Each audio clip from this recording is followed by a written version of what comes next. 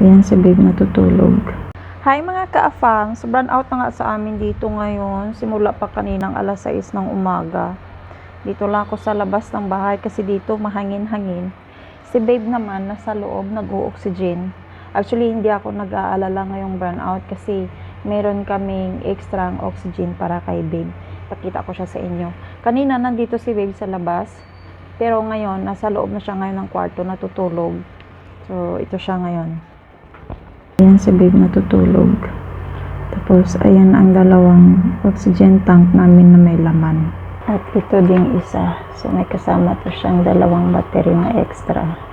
Nakabukas lang ang bintana. Kahit pa paano makapasok ang hangin dito kay babe. So, ayan. Kita nyo na si babe. Maganda ang panahon ngayon. Tingnan nyo, oh. O, diba?